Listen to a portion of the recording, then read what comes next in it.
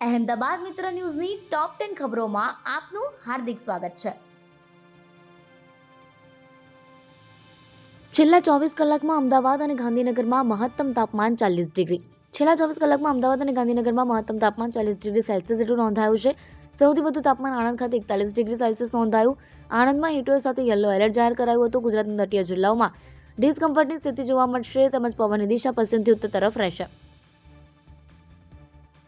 30 કલાક બાદ અમદાવાદ મુંબઈનો રેલ વ્યવહાર પૂર્વવત। અમદાવાદના સરદાર પટેલ રિંગ રોડ પર વટવા નજીક રોપડા રેલવે ઓવરબ્રિજ નજીક 23 માર્ચના રોજ રાત્રે 11 વાગ્યાની આસપાસ બુલેટ ટ્રેન પ્રોજેક્ટની કામગીરી દરમિયાન 600 ટનની વિશાળકાય ક્રેન તૂટી હતી। અમદાવાદ મુંબઈ ડાઉન લાઇન પર ક્રેન પડી હતી, જેના કારણે ટ્રેક અને રેલવેના ઓવરહેડ વાયરને નુકસાન થયું હતું। ક્રેન દુર્ઘટનાને પગલે national high speed railway corporation limited દ્વારા ક્રેનને ઉતારવા અને રિપેરિંગની કામગીરી તાત્કાલિક ધોરણે શરૂ કરવામાં આવી હતી।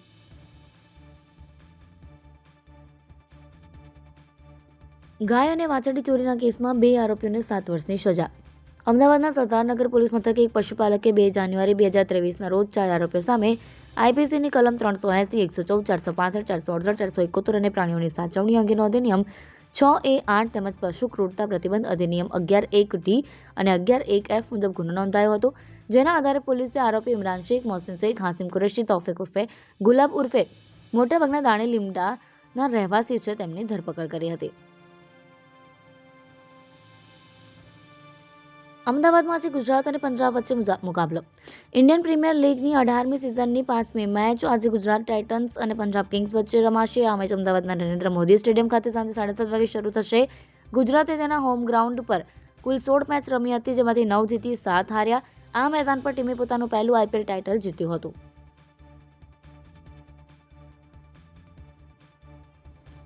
હવે નવી બેન્ચ સંભાળશે અરજી। અમદાવાદમાં આવેલી ધ ન્યૂ તુલિપ ઇન્ટરનેશનલ સ્કૂલની માન્યતા સીબીએસઈએ ઇન્સ્પેક્શન બાદ રદ કરી હતી। સીબીએસઈના આ નિર્ણયને શાળાએ ગુજરાત હાઈકોર્ટમાં પડકાર્યો હતો। સીબીએસઈ દ્વારા ન્યૂ તુલિપ ઇન્ટરનેશનલ સ્કૂલના સીબીએસઈ બોર્ડના વિદ્યાર્થીઓને નજીકની શાળામાં ખસેડવાના નિર્ણયને હાલ પૂરતો મોકૂફ રાખવાની બાંયધરી આપવામાં આવી હતી।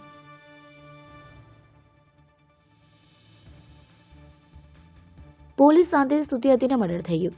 ડીજીપીના કડક આદેશ વચ્ચે રાજ્યભરની પોલીસ તાબડતોડ ગુનેગારોની યાદી બનાવી કાર્યવાહી કરી રહી છે।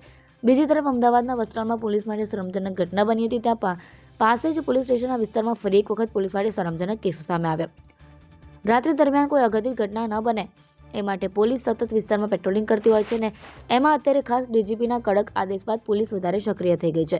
પણ આ બધા વચ્ચે બાપુનગર પોલીસ સ્ટેશન વિસ્તારમાં પીસીઆરમાં ફરજ પરના પોલીસ કર્મચારીઓ પેટ્રોલિંગ દરમિયાન મસ્ત મોજમાં ખાટલો ઢળીને સૂતા હતા। એ દરમિયાન જ બાપુનગરમાં એક વિજય નામના યુવકનું મર્ડર થઈ ગયું। અમદાવાદ સિરિયલ બ્લાસ્ટ કેસમાં કન્ફર્મેશન પર ગુરુવારથી રેગ્યુલર સુનાવણી। વર્ષ 2008 અમદાવાદમાં થયેલા સિરિયલ બોમ્બ બ્લાસ્ટ કેસમાં આરોપી રફીયુદ્દીન કાપડિયા, અહમદાબાવા વગેરેની જામીન અરજીઓ પર સુનાવણી પૂર્ણ થઈ ચૂકી છે। છેલ્લે અરજદારો તરફે રજૂઆત કરાઈ હતી કે આરોપી વર્ષ 2008થી જેલમાં છે। તેઓ જ્યારે જેલમાં ગયા ત્યારે તેમના બાળકો નાના હતા, જે હવે પુખ્ત થવા આવ્યા એટલે તેમને જામીન આપવા જોઈએ।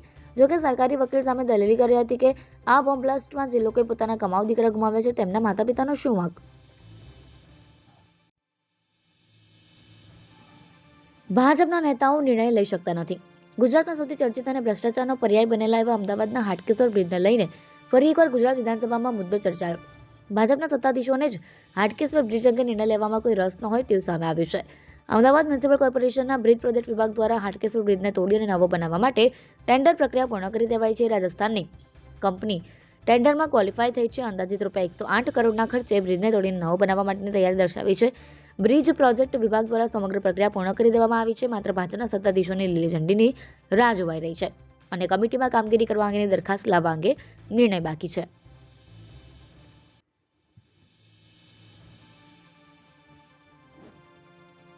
એક જ રાતમાં 5થી વધુ મોબાઈલની ચોરી।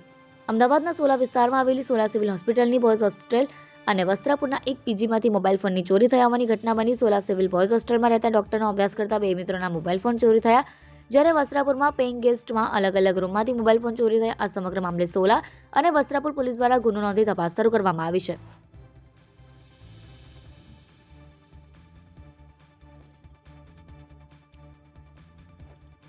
નેલ્સન સ્કૂલ બહાર રહીશોનો હોબાળો। અમદાવાદની નેલ્સન સ્કૂલ દ્વારા છેલ્લા 1 વર્ષથી સ્કૂલ રહેણાંક સોસાયટીઓની પાસે ચલાવવામાં આવે છે, જેના કારણે સ્થાનિકો પરેશાન થઈ રહ્યા છે। સ્થાનિકો દ્વારા સ્કૂલની બહાર હોબાળો કરી સૂત્રોચ્ચાર અને બેનર સાથે આજે સ્કૂલ બહાર વિરોધ કર્યો હતો. સ્કૂલે 1 વર્ષ માટે પોતાનું બિલ્ડિંગ ખસેડ્યું હતું, છતાં સ્કૂલ દ્વારા આવતા વર્ષ માટે પણ પ્રવેશ આપવાની જાહેરાત કરવામાં આવી છે, જેથી સ્થાનિકો વધુ પરેશાન ન થાય તે માટે તેમણે આજે સ્કૂલની બહાર વિરોધ નોંધાવ્યો હતો. અહેમદાબાદ મિત્ર ન્યૂઝની યુટ્યુબ ચેનલને સબસ્ક્રાઇબ કરો અને બેલ આઇકન જરૂરથી દબાવો, જેથી મહત્વના સમાચાર આપના સુધી જલ્દીથી પહોંચે.